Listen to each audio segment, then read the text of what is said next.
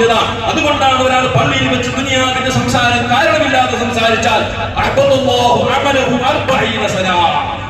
കൊല്ലത്തിന്റെ അമല് പോകുന്നതാണ്. കാരണമില്ലാതെ വെറുതെ പള്ളിയിൽ എണ്ണിട്ട് തസ്മിന്റെ മാല പിടിച്ചിട്ട് അല്ലെങ്കിൽ മറ്റുള്ളവരെ എണ്ണാൻ വേണ്ടി പള്ളിയിൽ ഇരുന്നാൽ പോകുന്നത് എന്താണ്? 40 കൊല്ലത്തിന്റെ ഇബാദത്ത് പോകും. അത് ജനറൽ ബോഡിയിൽ അള്ളാഹു ഒരു ഓഫർ തന്നിട്ടുണ്ട്, ഇളവ് തന്നിട്ടുണ്ടെങ്കിൽ ഓക്കെ, ജനറൽ ബോഡിയിൽ നിന്ന് പള്ളിയിൽ കൊണ്ടുപോയിടാം. അന്ന് മലക്ക് എഴുതൂല, അന്ന് റക്കീബത്തിൽ ഉണ്ടാവൂലേ. പൊന്നാല് മുഅ്മിനീങ്ങളെ, 40 കൊല്ലത്തിന്റെ ഇബാദത്ത് എത്ര ഉണ്ടാവും? ആയി പോയിട്ട് കുറച്ച് ഉണ്ടാവും. അതിന് ആർക്കോ വേണ്ടിട്ട്, ആർക്കോ സപ്പോർട്ടിന് വേണ്ടിട്ട്, എന്തോ ആരോ തൃപ്തിപ്പെടാൻ വേണ്ടിട്ട്, ഒച്ചപ്പാടുണ്ടാക്കാൻ വേണ്ടി വന്നിട്ട് പള്ളിന്റെ മുന്നിൽ വന്നിട്ട് തോന്നിയതും തോന്നാത്തതും അന്ന് പൊരുത്തപ്പെടുന്നതും പൊരുത്തപ്പെടാത്തതുമായ സംസാരങ്ങൾ ഒച്ചയിട്ട് സംസാരിച്ചാൽ പള്ളിന്റെ പുറത്തേക്ക് പോകുമ്പോ എന്തുണ്ടാവും? ശൂന്യമായിട്ടുണ്ടാവും. ഇപ്പൊ നമ്മൾ പറയുന്നില്ലേ, ഈ റിസീവ് കോള്, ഏതോ അന്യ നമ്പറിൽ നിന്ന് കോള് വന്നിട്ട് കോൾ എടുത്തെങ്കിൽ അക്കൗണ്ട് കാലിയാകുന്നു. പേടിക്കുന്നില്ലേ? പേടിക്കുന്നില്ലേ നമുക്ക്?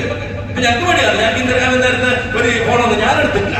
ഞാൻ അവസാനം ട്രൂ കോൾ ഇട്ട് പരിശോധന ചെയ്ത് എടുത്തു. കാരണം പേടിയാണ്. പൈസ ഇല്ല എന്നെ ചെയ്യുന്നത്, അത് പോയാൽ പിന്നെ എന്താ നമുക്ക് നാട്ടിൽ പോണ്ടേ? പേടിയാണില്ലേ? ഇത് നിങ്ങൾ ചിന്തിക്കും. ഉദാഹരണമാണ്, ഒരു കോൾ എടുക്കുമ്പോ നിന്റെ കയ്യിലുള്ള 10,000 പോകുന്ന കോൾ എടുക്കൂല. എത്ര ആളുകളാണ് ഇതിൽ പേടിപ്പിക്കാൻ? ഇതിനേക്കാൾ ഇത് നല്ലൊരു ഉദാഹരണമാണ്. അള്ളാഹുവിന്റെ കോടതിയിൽ പള്ളിയിൽ നിന്ന്, അള്ളാഹുവിന്റെ പള്ളിയിൽ നിന്ന് സംസാരിച്ചിട്ട് ഒരു സംസാരം, ഒറ്റ സംസാരിച്ചിട്ടുള്ളൂ. സംസാരിച്ചിട്ട് പോകുമ്പോ ഓന്റെ അക്കൗണ്ട് കാലി, ശൂന്യം. 40